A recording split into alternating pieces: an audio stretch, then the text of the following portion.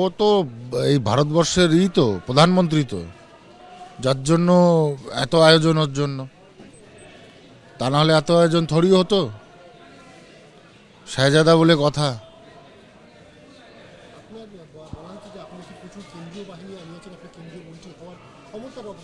ভালো করেছে, ক্ষমতা থাকলেই তো মানুষ ক্ষমতা দেখায়। ও ক্ষমতা দেখাচ্ছে না, ওকে কম ক্ষমতা দেখাচ্ছে নাকি? তা বিশৃঙ্খলা হলে হবে, কি করব আমি? যদি বিশৃঙ্খলা হওয়ার হয় তাহলে হবে।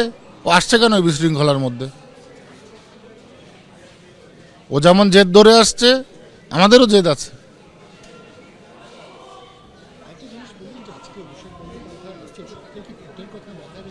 তাছাড়া আর কোনো কিছুই আমি দেখছি না এখানে।